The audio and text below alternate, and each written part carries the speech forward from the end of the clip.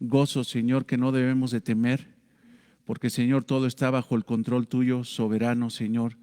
Somos tuyos, estamos en el hueco de tu mano, Señor Jesucristo, y nadie nos arrebatará de la paz, del gozo y de la certeza, Señor, que tenemos, que estaremos siempre contigo, por siempre, para siempre, Señor, por la eternidad. Te doy gracias, Señor, por la vida de mis hermanos que ya están aquí. Gracias por la vida de mis hermanos que ya se están enlazando, o incluso por aquellos que van a oír el estudio tiempo después, Señor. Gracias porque tú nos estás reuniendo. Gracias, Señor, por la vida de esta iglesia. Gracias, Señor, porque han estado llegando hermanos nuevos, Señor. Gracias por eso. Gracias, Señor, porque vienen en una profunda necesidad de congregarse. Y por eso, Padre, los recibimos con amor, con cariño, y los recibimos con responsabilidad para predicarles la palabra, para enseñarles la verdad y a través, Señor, de tu Santo Espíritu, en lo colectivo, adorar y bendecir tu santo nombre en esta congregación. Te alabamos, Señor, en esta mañana. En el nombre de Cristo lo hacemos. Amén. Bien, pues estamos con el tema de escatología profética, que es una gran bendición tener ese estudio. Nunca habíamos tenido un estudio así en la congregación, es la realidad. Hemos estado concentrándonos en la predicación de un evangelio, hemos estudiado algunas epístolas en su totalidad, como la de Santiago, como la de Colosenses. En su momento estábamos con la epístola de Primera de Juan, que el Señor nos proveerá para poder tener un tiempo y terminar esa epístola maravillosa que estábamos estudiando. Pero nunca habíamos hablado de este tema tan hermoso, tan apasionante e incluso tan controversial como la escatología profética, el estudio de los últimos tiempos. Como se los he dicho, hay muchas opiniones, diversidad de opiniones. Sin embargo, nosotros confiamos que una interpretación literal, gramatical e histórica de la palabra de Dios, sin especular, sin desviar el texto, respetando lo que dice el texto, nos puede dar una buena interpretación de estos tiempos que van a ser seguros y que de alguna forma nosotros debemos de estar enterados para preparar nuestro corazón para ello. Hemos entendido, hermanos, que nosotros no somos Israel, la iglesia cristiana no es Israel. Por lo consiguiente, esto que estamos estudiando de la tribulación, y algunos le llaman la gran tribulación, o algunos les dicen a la primera mitad de ese periodo de juicio del Señor, la tribulación, y a la segunda mitad, o sea, el tercer año y medio, la segunda mitad de ese periodo de 7 años le llaman la gran tribulación por lo violento del juicio de Dios en contra de la humanidad rebelde. Entendemos que nosotros no vamos a estar ahí en ese tiempo, hermanos. Muchos se afanan diciendo que si ya están sellando a los cristianos con el sello de la bestia y todo ese tipo de cosas, hermanos. Quiero decirte que lo que acontece de Apocalipsis 6, capítulo 6 al 19, nosotros creemos, hermanos, que nosotros no vamos a estar ya en esta tierra. La iglesia va a estar con el Señor, ocupando la morada celestial. Hablábamos de lo que va a pasar en el cielo. Vamos a ser juzgados en el tribunal de Cristo. Se van a dar las bodas del Cordero. En ese inter que nosotros estamos en gozo, en el gozo del Señor en el cielo, en la tierra va a pasar un juicio contundente en contra del pecado. El Señor desatará su ira en contra de todo eso y nosotros no estaremos en ese tiempo. Hay algunos que dicen que sí, y es una opinión muy respetable, mas sin embargo te insisto que una interpretación gramatical, histórica, literal de la palabra de Dios nos lleva a una interpretación como la que tenemos, de creer que nosotros vamos a ser raptados, que en el momento de ser raptados, en ese momento vendrán eventos, por ejemplo la firma del pacto de paz del anticristo con Israel, ese evento que va a ser después del rapto, va a desatar este periodo de 7 años de la tribulación, donde nosotros creemos que Dios Juzgará a Israel, pero no para destruirlo, sino para depurarlo, para limpiarlo de su pecado, de la prevaricación, para firmar firmar su pacto con ese pueblo, sellar la profecía y ungir el lugar santísimo. Es lo que dice el profeta, lo que dice el libro de Daniel en el capítulo 9. Nosotros no estaremos en ese tiempo. Israel va a ser juzgado, depurado, pero también el mundo pecador, el mundo impío va a ser juzgado contundentemente por la ira de Dios, por amar su pecado, por amar las cosas de la tierra, por ser seres apegados a la tierra, al mundo, al pecado, al sistema, y abandonar su fidelidad al Señor, que es el creador de ellos y de todo lo que hay. Y en este tiempo de Apocalipsis 6:9, te voy a pedir que vayas a Apocalipsis 6:19, mejor dicho. Perdón, dije 19, pero es 19. Va a haber un juicio, como lo hemos dicho. Hola, hermanos, buenos días. Buenos días. Un juicio llamado la tribulación, y este periodo de la tribulación va a ser por medio de una serie de eventos que la Biblia lo define, este lapso de tiempo lo define como sellos, trompetas y copas. Estos sellos, trompetas y copas son juicios de Dios. Estamos hablando de símbolos. Un sello es un símbolo, una trompeta es un símbolo, o las copas son símbolos, pero que acarrean no cuestiones simbólicas, sino cuestiones reales, o sea, reales. Son grupos de 7 sellos, 7 trompetas y 7 copas. Estos juicios masivos son predominantemente secuenciales, o sea, se da por secuencia. Tú vas a ver incluso, va a haber un momento, yo les digo, que podamos estudiar Apocalipsis y vayamos versículo por versículo, como tenemos la hermosa costumbre en esta congregación ya de predicar versículo por versículo, pero te vas a dar cuenta que entre el último sello, el séptimo sello, hacia las trompetas hay un preludio, hay un lapso de tiempo.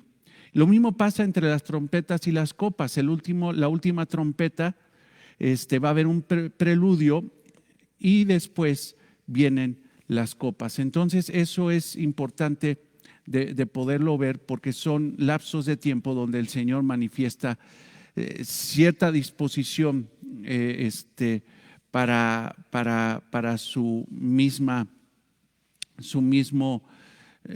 sentir, su misma soberanía.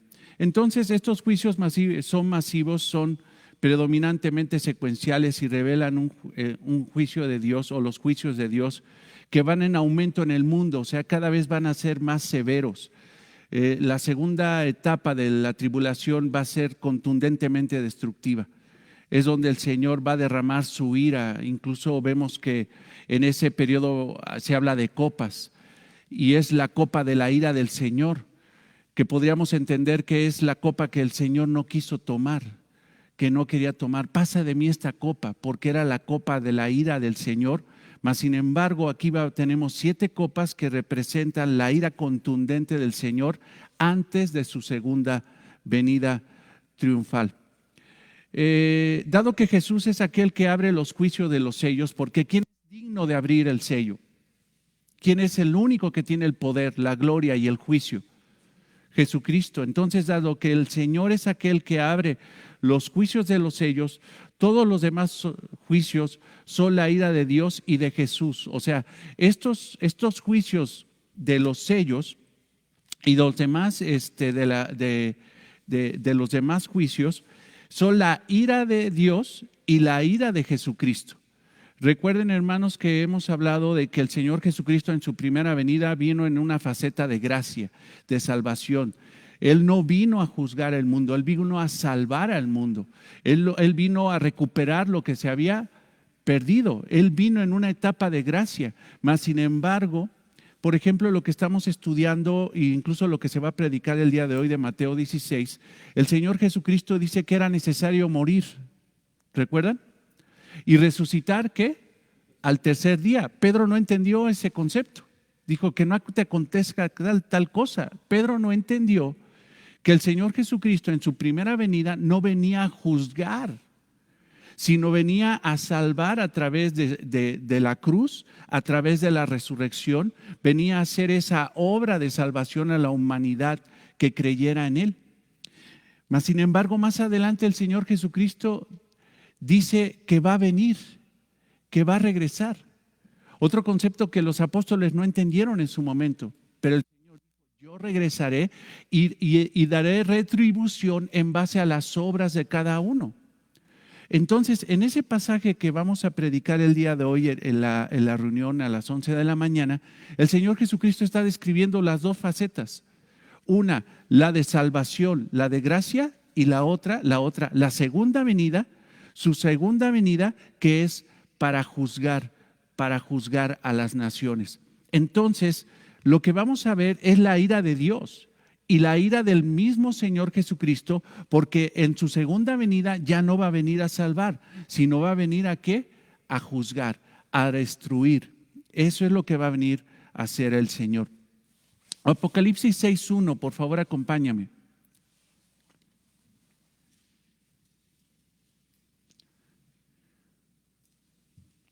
Y dice Juan, el apóstol Juan: y vi cuando el Cordero abrió uno de los sellos, el primero, y oí uno de los 4 seres vivientes, estos son seres angelicales, decir con voz de trueno: ven y mira. Esto desata una secuencia de eventos. O sea, el que tiene la autoridad para hacer esto, el único que tiene la autoridad para desatar este juicio es Jesucristo. ¿Por qué? Porque Él es el Santo, el Cordero de Dios que quita el pecado del mundo. Este es el inicio del juicio de Cristo y de Dios en contra de la humanidad incrédula. Esto pasa hasta el 19:21.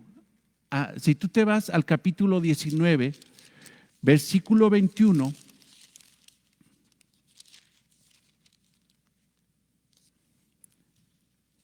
¿antes de qué evento? ¿Qué evento es el que describe, por ejemplo, el capítulo 20? Los 1000 años, el milenio. Entonces, hermanos, el milenio tenemos, y lo vamos a estudiar, tenemos que considerarlo que es el evento donde el Señor Jesucristo regresa para reinar 1000 años literales en la tierra. Entonces, este lapso o este periodo de juicio desde Apocalipsis 6:1 hasta el 19:21 está hablando, hermanos, de la tribulación, de la gran tribulación. Entonces, este periodo de tiempo incluye los sellos, la llegada del anticristo. Va a haber periodos de guerra, de hambre, de muerte, de martirio, terremotos y perturbaciones. Entonces, por ejemplo, si tú ves el capítulo 1, perdón, si regresas ahí en Apocalipsis 6, 6:1, vas a ver el inicio de todo eso. Y ahora en el versículo 2, ve el versículo 2 del capítulo 6, dice: y miré, y he aquí un caballo blanco, y el que lo montaba tenía un arco, y le fue dada una corona, y salió venciendo para vencer.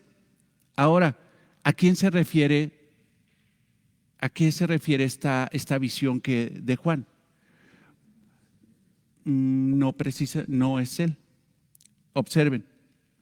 Ven y mira, y miré, he aquí un caballo blanco, y el que lo montaba tenía un arco, y le fue dada una corona, y salió venciendo para vencer. La primera interpretación lógica que podría tener una persona es de que es el Señor Jesucristo, mas sin embargo no está hablando del Señor Jesucristo. Ese personaje montado en un caballo blanco es una falsificación de Satanás.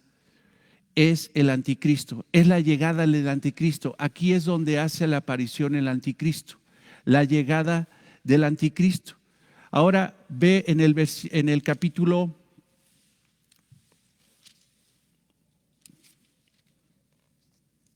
ve el versículo 3, mejor dicho.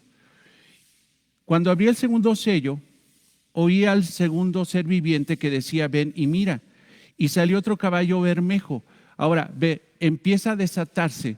En el primer caballo blanco viene el anticristo, pero en el segundo caballo, en el bermejo, viene y se desata una serie de consecuencias tremendas en contra de la humanidad. Un caballo rojo. El que lo montaba fue dado poder para quitar la tierra, la paz, y que se matase unos a otros y se diese una gran espada. O sea, viene esta situación de guerra. Ahora, muchos dicen que son distintos jinetes, mas sin embargo, hermanos, muchos interpretan, y yo estoy de acuerdo con eso, que no se trata de muchos jinetes, sino se trata del mismo. Y se trata del mismo caballo en distintas facetas, por decirlo así. Entonces vemos ahí la llegada del anticristo, la llegada de la guerra. Ve, por ejemplo, en el tercer sello. Cuando abrí el tercer sello, oí el tercer ser viviente que decía, ven y mira, y miré, y he aquí un caballo negro, y el que lo montaba tenía una balanza en la mano. Entonces de ahí, hermanos, empieza una serie de eventos. Ve, por ejemplo, en el versículo 7, cuando abrió el cuarto sello, oí la voz del cuarto ser viviente que decía, ven y mira, y miré, y he aquí un caballo amarillo, el cual montaba tenía un nombre, su nombre era muerte. Viene entonces una serie de eventos, el anticristo, la guerra, el hambre, muerte. El quinto sello es el martirio. Eso lo puedes ver en el versículo 9 al 11.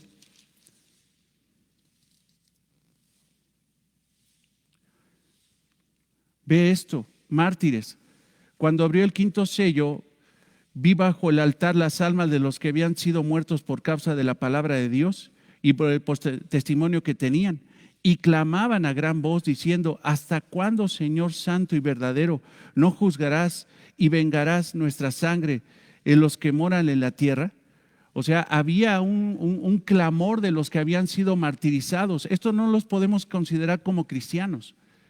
Fueron personas que creyeron en el Señor Jesucristo, pero murieron en ese momento de la tribulación.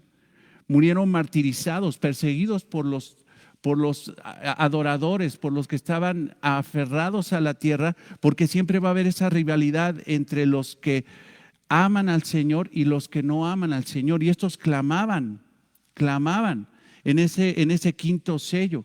Ve, por ejemplo, el sexto sello, terremotos, perturbaciones. Eso lo puedes ver en el versículo 12.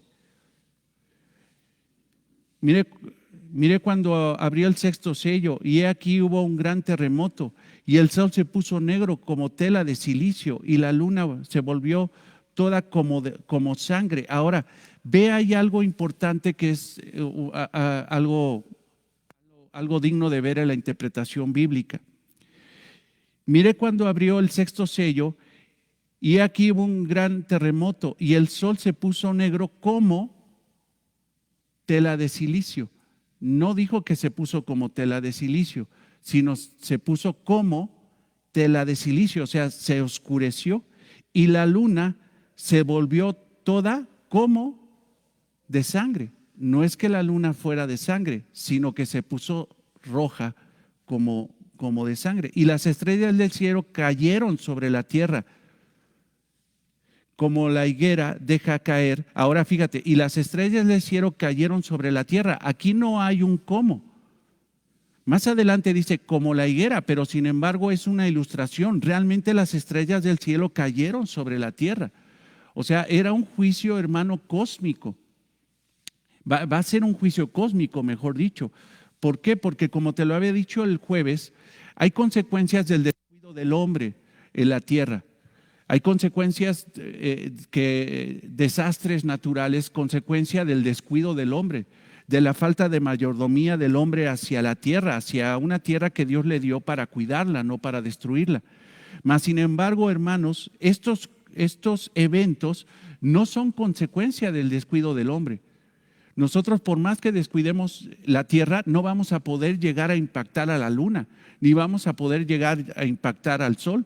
Mas, sin embargo, el sol y la luna van a ser instrumentos de juicio en contra de la humanidad caída. Esto va a ser contundente, esto va a ser tremendo. Entonces el sexto sello trae terremotos, perturbaciones, eso lo podemos ver del 12 al 16. Entonces el primer sello es la llegada del anticristo. El segundo sello, hermanos, es la guerra. El tercer sello es el hambre. El cuarto sello es la muerte. El quinto sello es el martirio y el sexto sello es terremotos y perturbaciones sin precedentes en la tierra. Recuerda que habíamos estudiado el jueves que iban a ser eventos de juicio como nunca se había dado en la humanidad y como nunca se darán.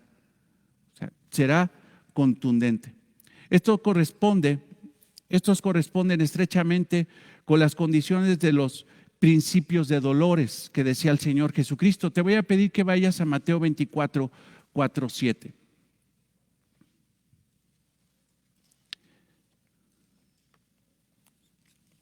Estoy dando un panorama general. Mas, sin embargo, si quisieras profundizar, yo te voy a recomendar un libro que, si lo quieres conseguir, lo pides ahí en la mesa de libros. Pero este libro de Apocalipsis de Charles C. Riley es un libro muy adecuado, muy respetuoso de la interpretación bíblica. El profesor Riley me parece que fue profesor del profesor Carballosa en el Seminario Bíblico de Dallas. Fue su profesor de escatología bíblica y es un libro extremadamente recomendable si quisieras profundizar en el tema de la tribulación, en el tema incluso de Apocalipsis. Mateo 24, 4, ¿ya lo tienes ahí? Respondiendo Jesús les dijo: mirad que nadie os engañe, porque vendrán muchos en mi nombre diciendo: yo soy el Cristo, y a muchos engañarán. Y oiremos de guerras y de rumores de guerras. Mirad que no os turbéis, porque es necesario que todo esto acontezca, pero aún no es el fin. O sea, esto que te estoy describiendo de los sellos son todos esos eventos, toda esa guerra, toda esa destrucción, toda esa hambre, pero aún no viene el fin. O sea, son dolores de parto que preceden al parto real, al evento de alumbramiento que tiene una mujer, es la figura. Dice en el 7, porque se levantará nación contra nación y reino contra reino, y habrá pestes y hambres y terremotos en diferentes ¿qué? Lugares. Entonces, esa expresión diferentes lugares, hermanos, si lo vemos en el griego, se refiere no en que eventualmente por acá o en tal, no. Al mismo tiempo, en gran parte de la tierra. O sea, es un evento masivo, pero eso no es la destrucción. En el momento del sexto sello, terremoto, o sea, es lo que estábamos viendo aquí en Apocalipsis 6, el pueblo de la tierra entiende que se está enfrentando a la gran ira de Dios y del Cordero. Regrésate a Apocalipsis 6, 16.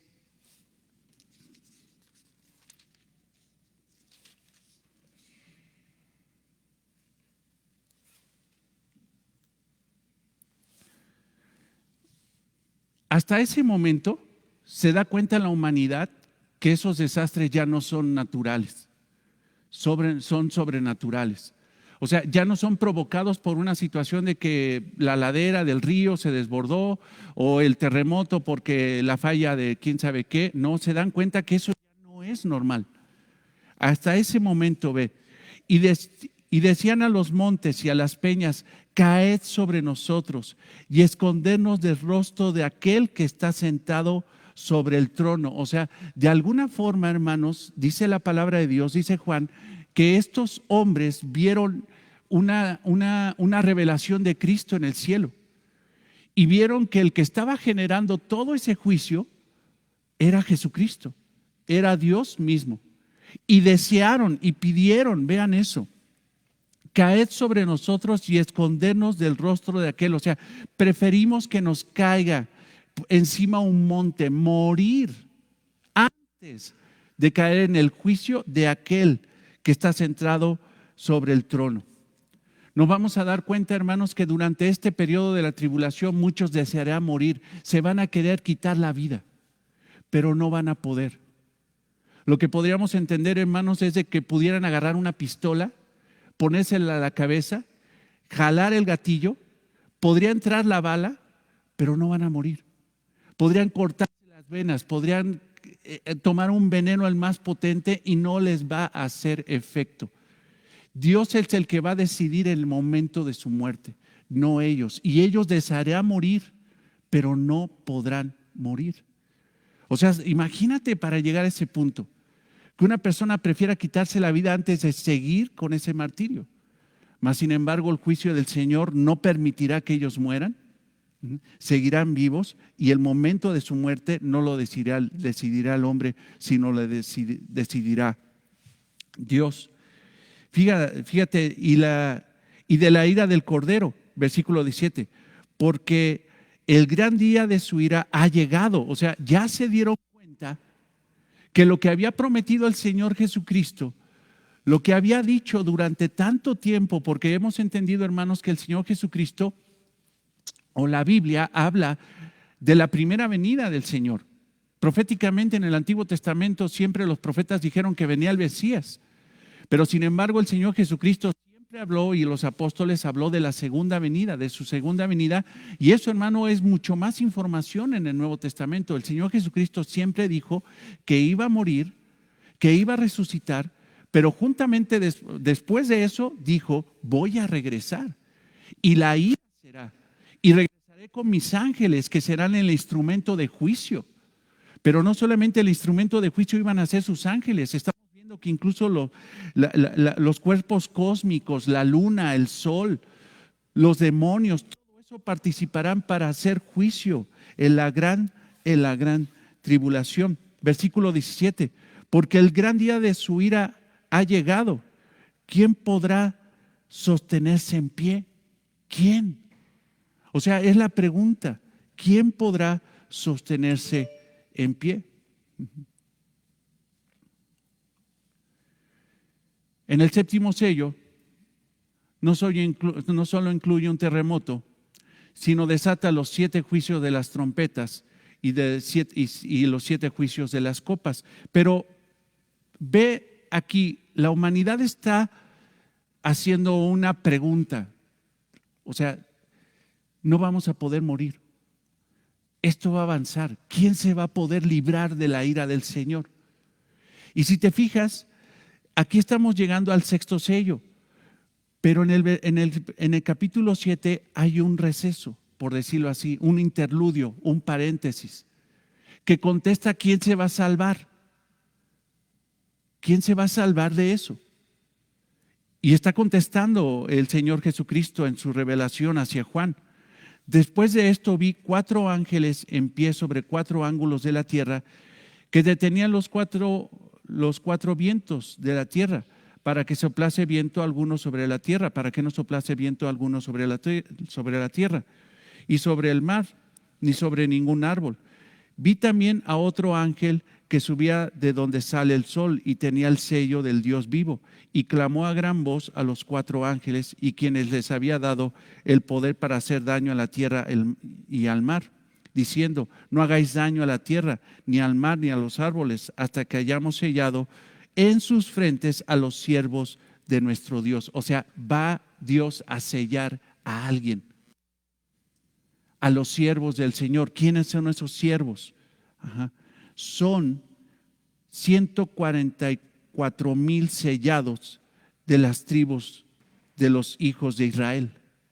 O sea, los 144,000 sellados o los 144,000 judíos que incluso, hermanos, si nosotros leemos el texto nos daremos cuenta que son de las diversas tribus de Israel. Pero aquí hay una situación. no vemos la función específica de ellos, de estos 144,000.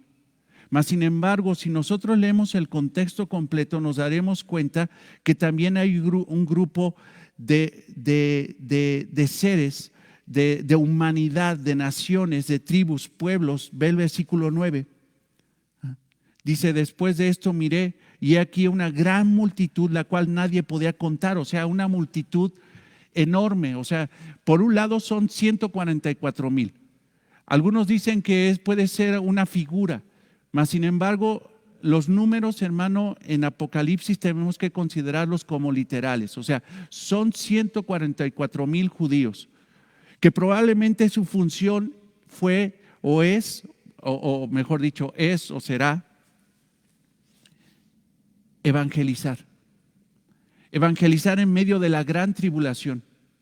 Y en esa evangelización, hay un fruto extraordinario. Dice, después de esto miré y he aquí una gran multitud, la cual nadie podía contar, de todas las naciones y tribus y pueblos y lenguas, que estaban delante del trono. O sea, estaban delante de Jesucristo, en la presencia del Cordero, vestidos de ropas blancas. ¿Y qué? Y con palmas en las manos. Ropas blancas, ¿qué simboliza? Santidad, redención. Y palmas en las manos, gozo. ¿Recuerdas cuando entró el Señor Jesucristo a Jerusalén? ¿Qué hizo la gente? Tomó palmas para coronar, para limpiar la entrada del Señor, para ponerlos a sus pies. Eso es un símbolo de gozo, es un símbolo de alegría.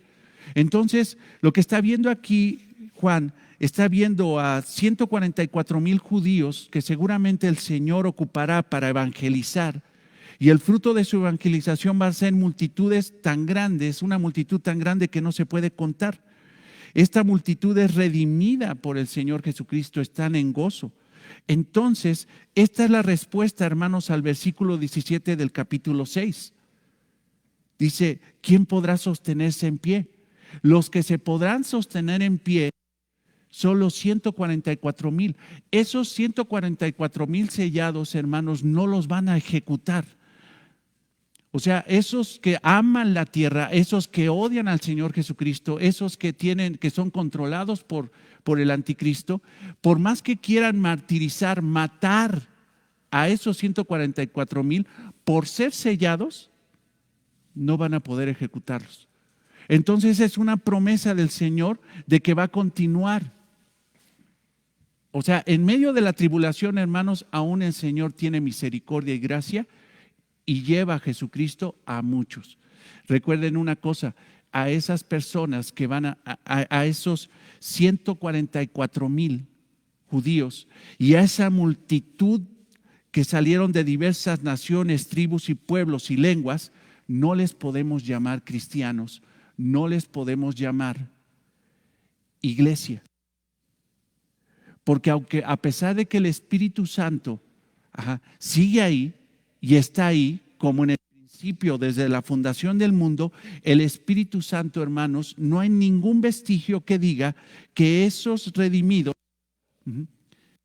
van a ser bautizados en el Espíritu Santo, insertados al cuerpo de Cristo, porque el ministerio del bautismo del Espíritu Santo, el ministerio de bautizar a los creyentes, el Espíritu Santo no lo tendrá en ese momento, no será su función.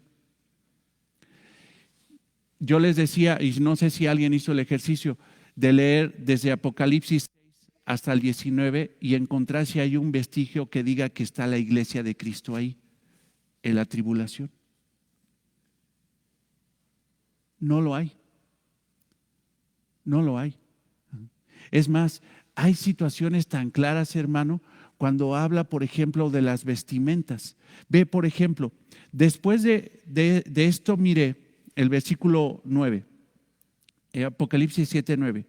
Después de esto miré y he aquí una gran multitud, la cual nadie podía contar, de todas las naciones y tribus y pueblos, de todas las naciones, nacionalidad, tribus, los que se consideran tribus.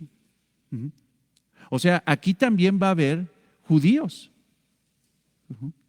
y pueblos y lenguas que estaban delante del trono y en la presencia del Cordero, vestidos de ropas blancas.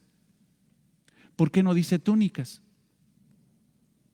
Como lo dice en el Antiguo Testamento cuando habla de la vestimenta de un judío. Porque simple y sencillamente quiere ser exacto de que hay una diferencia. Hay diferencias. Nosotros tenemos que ir viendo eso para ver esas diferencias entre Israel y la iglesia. Pero vaya, el séptimo sello no solo incluye un terremoto, sino desata los 7 juicios de las trompetas y los 7 juicios de las copas. Si quieres irlo viendo, Apocalipsis 8:7. Porque después de ver esta revelación, Juan, de que van a ser salvados y tomados 144,000 y estas multitudes, viene el séptimo sello, ¿te fijas? O sea, ¿qué pasa entre el sexto y el séptimo? Viene este gran evento de evangelismo. Después de eso continúa Dios con su ira. La séptima dice, cuando abrió el séptimo sello se hizo silencio en el cielo como por media hora. O sea, imagínate, había una alabanza porque dice que tenían palmas en las manos. O sea, la adoración era tremenda al Señor Jesucristo. Mas sin embargo, después vino un tiempo de media hora de silencio y esa media hora la tenemos que considerar literal. O sea, después de una alabanza, de un tiempo de alabanza tremenda, silencio de media hora. Y vi a los 7 ángeles que estaban en pie ante Dios y se les dieron 7 trompetas. Y de ahí, hermanos, empieza a desatar secuencialmente el juicio de Dios a través de estos símbolos que son trompetas. La primera trompeta que trae, 1/3 de la tierra, árboles y hierbas son quemadas, consumidas. La tierra es afectada. Apocalipsis 8:7.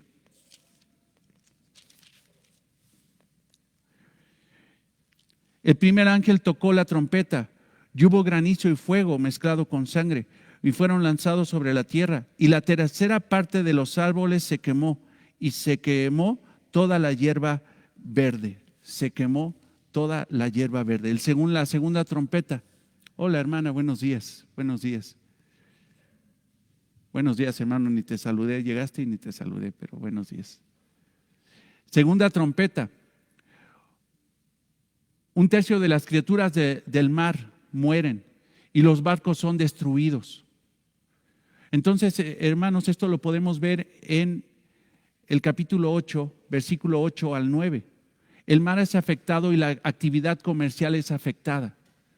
La tierra, hermanos, está cubierta esencialmente de agua.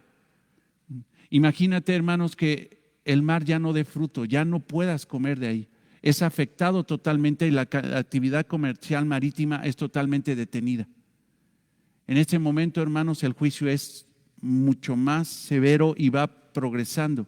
La tercera trompeta, 1/3 de las aguas se contaminan, o sea, ya no va a haber agua potable. 1/3 de las aguas se contaminan, se reduce la cantidad de agua. Imagínate aunado al juicio de los sellos, donde la comida escasea, donde incluso, bueno, ya no leímos el pasaje, pero el asunto es que la comida es extremadamente cara, extremadamente cara. Los enseres o los artículos esenciales de consumo tendrán el valor como si fuera comida de manjares, de banquetes. 1 kilo de frijoles, por decirlo así, para que me entiendan, costará lo que cuesta 100 gramos de caviar. Y con eso se aúna 1/3 de las aguas se contaminan y esto hace que muchos mueran. Las aguas son afectadas. Capítulo 8, versículos 10 al 11. La cuarta trompeta trae este juicio. 1/3 del sol, la luna y las estrellas se oscurecen. Los cielos son afectados. Versículo 12 del capítulo 8.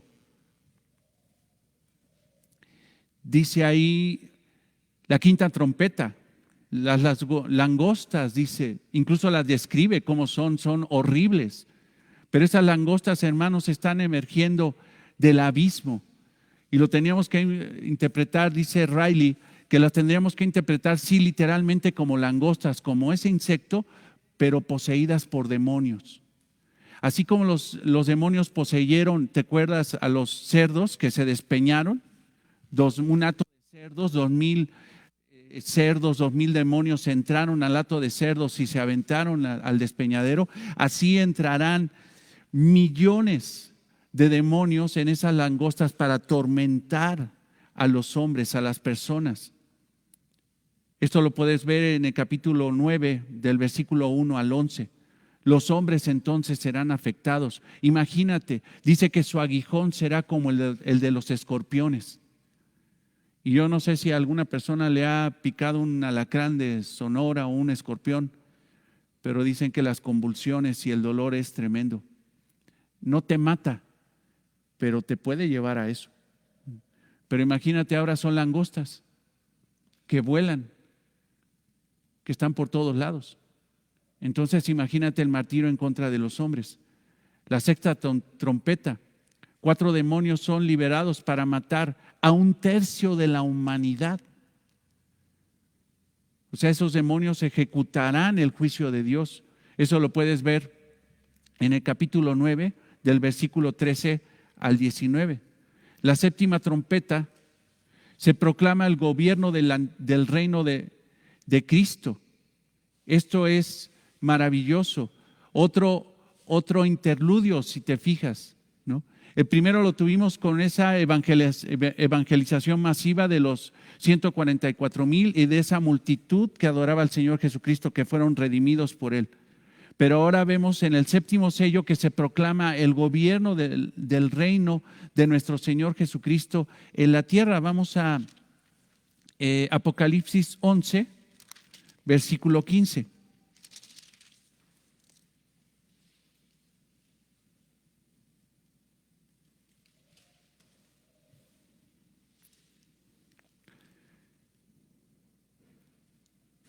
El séptimo ángel tocó la trompeta.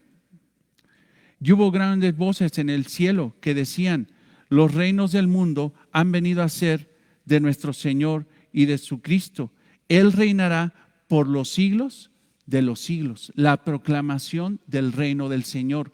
Un interludio que habla de la realidad que en cuanto termine la tribulación, el Señor Jesucristo vendrá a reinar en la tierra por 1000 años. Entonces el conjunto final de juicios son las copas. Primero vimos que fueron los sellos, después las trompetas y después las copas. Esto corresponde, hermanos, a la segunda parte de la gran tribulación. Son 3 años y medio finales de juicio contundente de Dios en contra de la humanidad. Esto corresponde entonces al juicio de las copas de la ira de Dios. Están en esta segunda parte de la tribulación, son más violentos y contundentes. Su sucesión es repentina y sumamente grave. La primer copa: dolorosas llagas hieren a las personas. Apocalipsis 16, 2.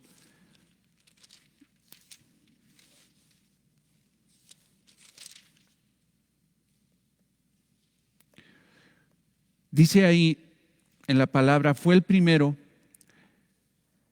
y derramó su copa sobre la tierra, y vino una úlcera maligna y pestilente sobre los hombres que tenían la marca de la bestia y que adoraban su imagen. La segunda copa: el mar se convierte en sangre y todo lo que hay en el mar muere. Y hay aquí algo importante, porque dentro de este lapso de las copas hay 2 personajes, 2 mártires, 2 testigos del Señor. Muchos dicen que es Moisés y Elías, porque ellos, hermanos, van a ser martirizados, van a ser muertos. Pero en la presencia de ellos se empiezan a desatar prodigios, como desató Moisés con las aguas que se convirtieron en sangre. O se desatan prodigios como cuando Elías vio cómo descendió fuego del cielo. Entonces muchos dicen que van a ser ellos dos, no tenemos esa certeza, pero traen ellos prodigios y señales como si fueran ellos. Entonces la segunda copa, el mar se convierte en sangre y todo lo que hay en el mar muere. O sea, imagínate, si fue juicio hacia el mar y hacia los barcos, ahora dice contundentemente ya el mar va a estar muerto. No va a haber vida en el mar. La tercera copa, los ríos y los manantiales se convierten en sangre. Olvídate del agua ya. Cuarta copa, el sol abraza a las personas con fuego y calor. O sea, los quema. Esto lo puedes ver en el capítulo 16, versículo 8 al 9. La quinta copa, la oscuridad y el intenso dolor afligen a la humanidad, aflicción a la humanidad. Eso lo puedes ver en el versículo 10 y 11 del capítulo 16. La sexta copa, el río Éufrates se seca para preparar el camino a los reyes del oriente, para preparar la batalla del Armagedón. O sea, el río Éufrates se seca para que vengan los reyes, esos que se han levantado en contra del Señor Jesucristo, a enfrentar al Señor Jesucristo, a enfrentar a Dios en la gran batalla del Armagedón. Por ahí dice el comentario de MacArthur que una vez estuvo Napoleón ahí, en esa llanura, en ese espacio. Y decía Napoleón que no había lugar en el mundo para una batalla excelente como había en esa región del Armagedón. Es una región preparada para una guerra. Y ahí se secará el río Éufrates y vendrán esos reyes para combatir en contra del Señor Jesucristo, pero el Señor Jesucristo los vencerá. Estos reyes son ejércitos que serán destruidos. Y eso lo puedes ver en el capítulo 16, versículo 12 al 16. Ahora viene la séptima copa. Varios terremotos dividen la gran ciudad en tres partes. Las ciudades caen y un intenso granizo cae del cielo. Eso lo puedes ver en el versículo 17 al 21. Este es el periodo de la tribulación. Este periodo de tribulación depurará a Israel de su pecado. Vivirán este gran sufrimiento. Ve por favor a Jeremías 37. Jeremías capítulo 30, versículo 7.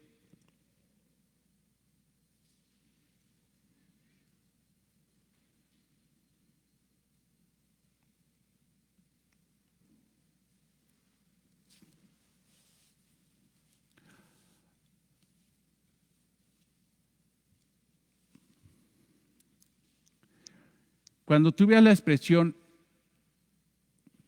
a, tú la puedes clasificar como un aye, como un clamor de dolor, de juicio. Recuerda cuando el Señor Jesucristo profirió los ayes en contra de los escribas y fariseos. ¿Qué les dijo? Ay de vosotros, escribas y fariseos, sepulcros blanqueados. Ustedes que salen cruzan mar y tierra para hacer un prosélito, pero cuando lo encuentran y lo convierten, lo hacen 2 veces más hijo del infierno que ustedes. Ay de vosotros, ¿no? Y aquí, hermanos, es un clamor de dolor en contra de Israel. Ve, cuán grande es aquel día. Y recuerda algo que te decía el jueves. Cuando la Biblia tiene una expresión de un tiempo de tiempo como un día, un mes, un año, pero no define con un número ese lapso de tiempo, está hablando de un periodo. Este no es un día, porque no tiene, hay de ese día o de esos 2 o 3 días. No, está diciendo, hay de aquel día, hay de ese periodo de tiempo, tanto que no hay otro semejante a él. Tiempo de angustia para Jacob, para Israel, pero de ella será ¿qué? Librado. O sea, la promesa del Señor es que Dios librará a su pueblo. Tenemos la evidencia de esos 144,000 judíos. Ellos se librarán porque serán sellados, no van a morir. El Señor Jesucristo, de una forma prodigiosa, milagrosa, no permitirá que sean muertos, ejecutados. Entonces aquí encontramos, hermanos, la promesa cumplida de Jeremías 37. 37, donde dice que de ellos, el pueblo de Israel, Jacob, esto quiere decir Israel, será librado en la tribulación, pero será depurado. ¿Por qué? Porque muchos a través de la tribulación creerán en Jesucristo. Cuando vino el Señor Jesucristo en esa etapa de salvación, no creyeron en Él. Cuando venga la etapa de juicio, van a creer en Él. Por eso, hermanos, creemos muy conveniente que es justo y es bueno predicarle a las personas del juicio, predicarle a las personas del infierno. ¿Por qué? Porque les puedes meter miedo, les puedes meter terror. Y ya si no se convirtieron por las buenas, que se conviertan por las malas, pero que se conviertan. Porque es una advertencia, aún no ha llegado. Y es mejor arrepentirse a tiempo que llegar a un juicio así. Israel entra en la tribulación para hacer el pacto de 7 años con el anticristo. O sea, eso Israel es engañado, cree que va a haber un pacto de paz con el anticristo. Israel ha sufrido mucho, hermanos, a través del tiempo. Su misma rebeldía los ha llevado a sufrir. En ese tiempo van a sufrir de una forma impresionante, Mas sin embargo,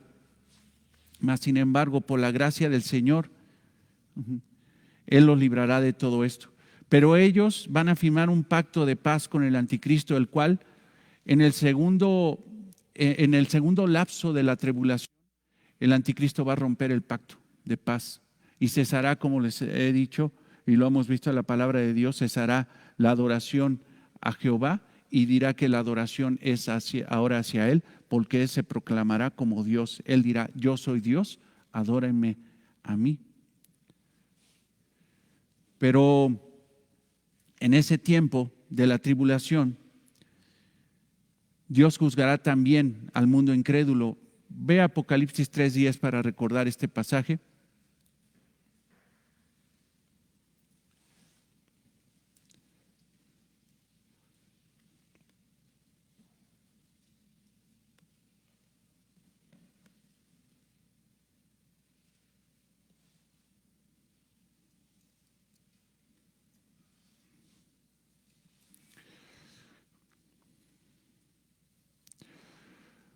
Por cuanto has guardado la palabra de mi paciencia, y esto se refiere a cristianos, a la iglesia de Filadelfia, una iglesia fiel, una iglesia que dio el testimonio de Cristo, una iglesia que era de pocos congregantes, su fuerza era poca, eran pocos congregantes, pero la mayoría de esos congregantes eran verdaderamente cristianos.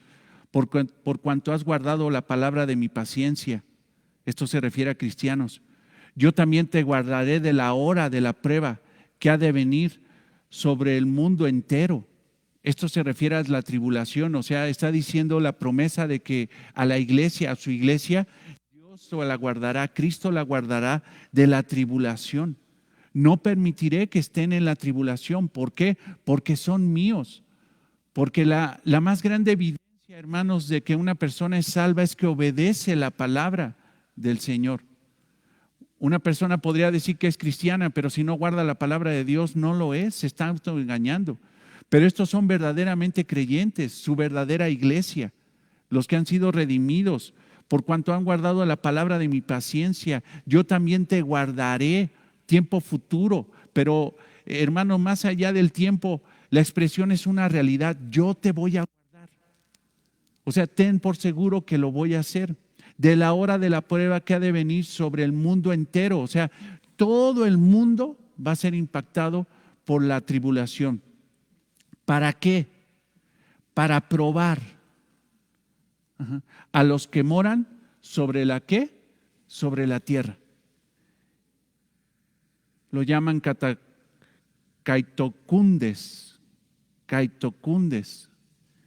Y esos caitocundes son los moradores de la tierra, los que se preocupan más por las cosas materiales, los que se preocupan más por su yo, los que se preocupan más por las cosas que simple y sencillamente se quedarán aquí, pero no se preocupan por las cosas que están allá arriba. Esos son los cataicundes, y para ellos va a ser el juicio, para los moradores de la tierra, para los que aman la tierra.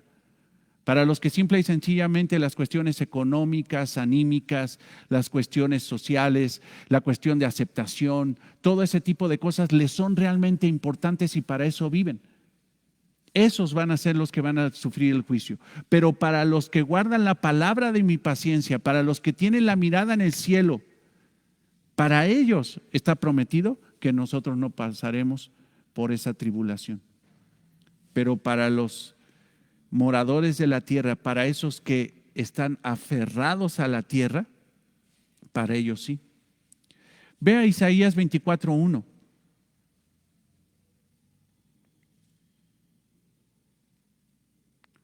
Para que veas a esos caitocundes.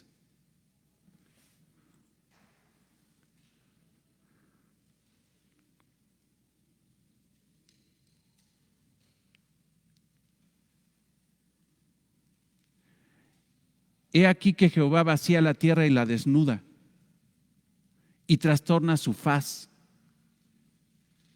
y hace esparcir a los caitocundes, a los moradores de la tierra. ¿Te fijas para quién va a ser el juicio? No para la iglesia. ¿Cuál es la razón de eso? Vete al versículo 5, más adelante. Y la tierra se contaminó bajo sus moradores, bajo esos amadores de la tierra, porque traspasaron las leyes, falsearon el derecho y quebrantaron el pacto sempiterno. Por esa razón, hermanos, la tribulación no es para la iglesia, sino la tribulación es para los judíos y para el mundo inconverso. Estemos tranquilos, hermanos, no estemos ahí inventando. Recuerdo, y con esto termino, en una ocasión igual estaba sentado con un grupo de hermanos muy amados, pero que no leían la Biblia. Son pastores que incluso se congregan y nada más se congregan para agarrar la guitarra y ponerse a cantar. Y, ay, Dios les ayude. Hora y media o una hora desayunar y después hablar de proyectos evangelísticos y misionales y todo este tipo de situaciones, pero no para estudiar la palabra de Dios. Y en una ocasión llega un pastor bien atormentado y habla con el pastor que estaba director de la mesa o anfitrión y nos da un mensaje a todos que ya estábamos siendo marcados con el sello de la bestia a través de tarjetas de crédito y quién sabe qué tantas cosas, y que tu número filial y que el INE y quién sabe qué tantas cosas, y todos con una cara de espanto de que, y poniéndonos así. Hermanos, no nos preocupemos por eso. La iglesia no va a estar cuando pase eso. Nosotros no vamos a estar cuando pase eso. Mejor ocupémonos en agradar al Señor el día de hoy y ocupémonos por nuestra vida en santidad. Eso es lo que nos tenemos que preocupar. Estudiar los tiempos futuros no es para paniquearnos del tiempo futuro, sino para ocuparnos de nuestro presente y buscar al Señor que reina en el cielo y que demanda de nosotros santidad. Vamos a orar, hermanos. Amado Señor, te damos gracias por tu infinita misericordia. Gracias, Señor, por permitirnos este estudio. Te pedimos, Señor, que en algún momento podamos profundizar, Señor, en estos pasajes gloriosos, maravillosos, Señor, de tu venida. Gracias por el estudio que tenemos en esta iglesia y te damos gracias porque estamos terminando la confesión de fe. Mas, sin embargo, Señor, continuamos con los distintivos de esta iglesia que también son sumamente importantes. Gracias por la vida de mis hermanos, Señor, que están en línea. Señor, si vienen para acá, tráelos con libertad, con seguridad, con prontitud, Señor, con gozo, para que se puedan integrar con nosotros en la adoración colectiva a las 11 de la mañana. Y gracias por la vida de mis hermanos que están aquí dispuestos a escuchar tu palabra. Te alabamos, te bendecimos y te damos gracias en el nombre de Cristo, nuestro Señor y Salvador. Amén. Dios los bendiga, hermanos. Nos vemos al ratito.